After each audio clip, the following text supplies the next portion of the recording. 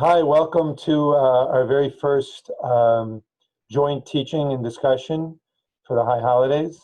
And it's a wonderful project that the synagogues of Port Washington and Sands Point have come together the clergy have come together to have conversations and to share learning with each other. I'm really pleased that, by the way, I'm Rabbi Michael Mishkin from Temple Beth Israel. I'm so pleased to be learning with and having a discussion with Rabbi Jade Sank. For those of you not at the community synagogue, she is the new rabbi at community synagogue, working with Rabbi Zeplowitz, and I've had the great pleasure in getting to know her a little bit. So I hope the rest of the community, Rabbi Sank, I hope they'll get to meet you sometime soon. They're going to get to meet you right now in this teaching, and what a great zechut, a great merit for our larger community to have you with us.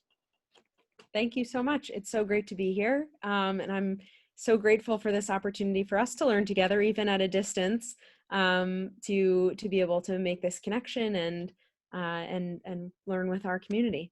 Absolutely. I agree. Thank you. Why don't we jump in? Okay. So we are thinking about Tzom Gedalia, since we are recording this video for today, Monday, Tzom Gedalia, and that is the fast of Gedalia. And so the origins of this fast come from a story after the destruction of the first temple. Gedalia was appointed to govern the Jews, and he remained in Jerusalem after the destruction. And under his leadership, the remnant of the Jewish community that remained in Jerusalem began to start to rebuild society. And Gedalia was killed the day after Rosh Hashanah, which led to further bloodshed and forced the remaining Jewish remnant who were living in Jerusalem also into exile as well. So that is why today, Tzom Gedalia is a fast day, and it is named for Gedalia, who was killed on this day in history, the day after Rosh Hashanah. It's really weird to have a fast day right after Rosh Hashanah, and a lot of people don't even know about it. And then the question would be, why? Is this some new age thing? After you cleanse your soul, you cleanse your body. And of course, it's not. It's what you said. And it's tragic, but in some ways, seeing in an extreme example of like what not to do is a great way of also remembering what we should then strive to do every new year, including this year. And what unfortunately the story teaches us, as you said, is that an act of hatred between family members led to the Israelites going down to Egypt. That was Joseph and his brothers when they attacked him. And then so many centuries later, after we were in the land and we had the temple, yes, the temple was destroyed. It was tragic. But again, those who murdered Gedalia were Jewish, and there was this hatred and jealousy. And not only did it end the Jewish sovereignty in the land of Israel, but a group of them went back to Egypt.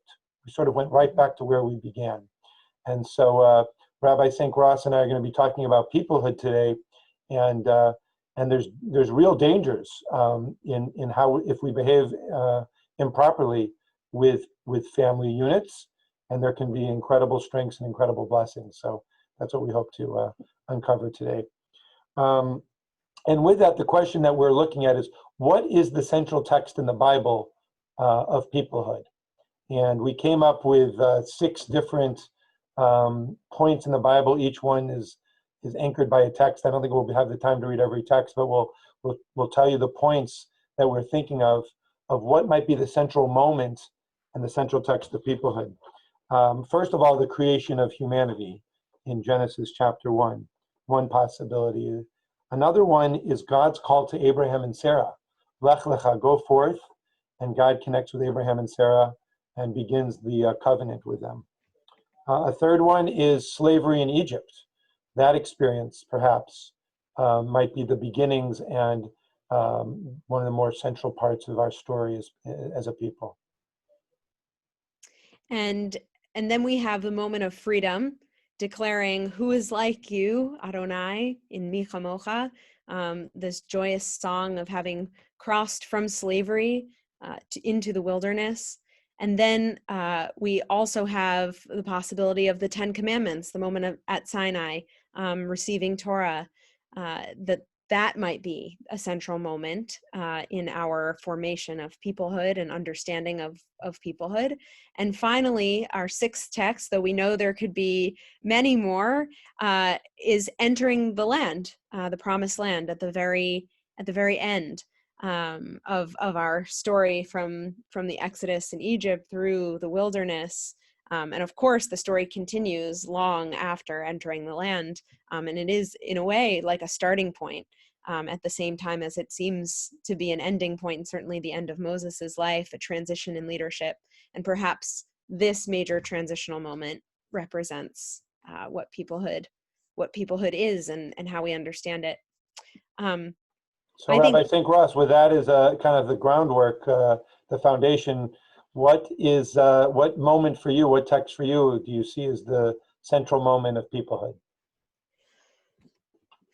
So I think at this time of year, I'm always thinking about, leading up to Rosh Hashanah, I'm always thinking about creation, and being that we just came out of Rosh Hashanah on this day, I think that creation is just so essential here, that we're fundamentally created B'Tselem Elohim, in God's image, and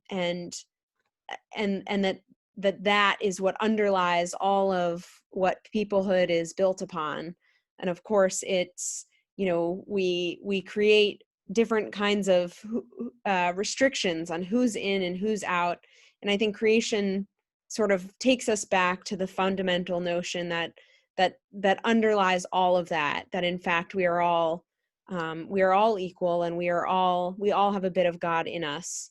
And particularly at this time of year, that's something that I feel like we get to return to each year, that fundamental notion. Yeah, no, it's very beautiful. And you and I were talking before we did this formal teaching on video, and how each of the verses and each of the sections have great meaning. And I love the one you chose. I'm going to choose Lech Lecha, God's call to Abraham and Sarah. That in some ways marks a fundamental change in human history, that the creator of the world that we saw in the beginning of the first chapter of Genesis is also a moral force in the world, and that God wants us to be moral and behave in moral ways. We're not just here to exist, but we're here to create holy communities and to bring God's will, and we learn later through Torah what that is, bring that to life. And those are our resources and tools for doing that. It of course culminates with the Ten Commandments, with Mount Sinai, but it starts with God's call to Abraham and Sarah. It's interesting that how do you see it culminating at Mount Sinai as opposed to culminating, they leave the land to go to a new place. Right. Wouldn't that end then? Wouldn't the culmination be in arriving? Yeah. And you can certainly make that argument, and maybe, I don't know about culmination of the story or of peoplehood, but perhaps the culmination of covenant, just that all of the children of Israel were there at Sinai. But you're right, that next step, once they go into the land, it's about living that Torah and bringing it to life, which we can do anywhere in the world, and we do it beautifully here in the United States. But being in a Jewish homeland with a Jewish majority, there's an opportunity to do that even more than we can do it in the diaspora. So being in the land truly is, I think, a place to bring the covenant to life in its fullest sense, even though we can do it in many wonderful ways outside the land of Israel. We wanted to sort of end with this idea, even though we could teach for another hour or so on these verses, about there's so much diversity in the Jewish community, and so often, and we see it too much today, people write other people off, they get angry at other people, they dismiss other people, or they're quite rude to other people. And the question is, what that other Jewish person is passionate about, can you see the part of the story in the Bible? Can you see the verses which animate them? Because for many people in the Jewish community, when we have a difference of opinion, it's just that we're focusing on different parts of our tradition and different verses that become, a central text that motivates us in how we see the world and how we act.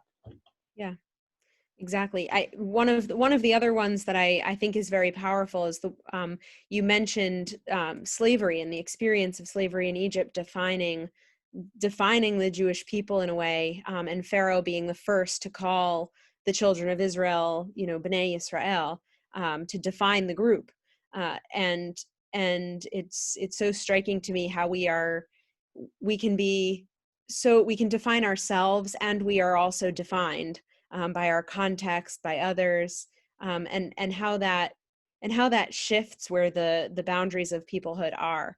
And I remember you saying that earlier, and I think that was just so striking to me that in the same Torah, just one book later, we go from creation, B'Tselem Elohim, to defining who's who, um, and I think that's so relevant to us today.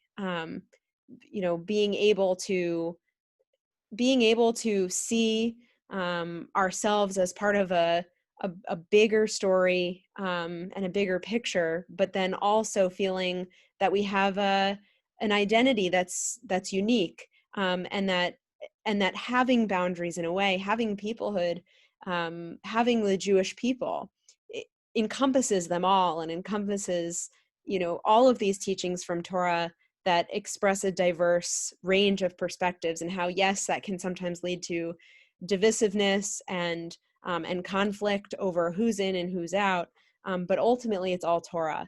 We draw all of these teachings from a common source and from a common text, and hopefully we can always get back to that and Yeah, see that.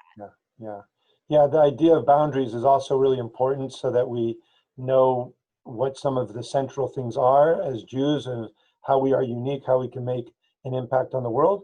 And there's some red lines in terms of what really would be destructive. I think we're too quick to draw those lines. A big tent's important, but clearly there are some views outside that tent. And I guess the challenge that Rabbi Sank and I were talking about is for each of us to find in people within the Jewish community that we disagree with, what is their Torah, and where in our tradition may they be getting their strength and their insight and their passion from. Hopefully, if we can see that more in each other, it can help bring us together and bond us.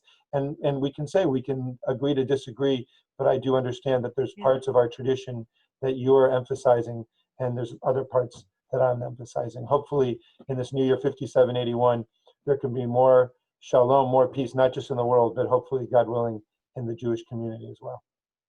Amen. Great. I look forward. Hopefully we can do more learnings, not on Zoom, and also more learnings on Zoom, sharing with our communities.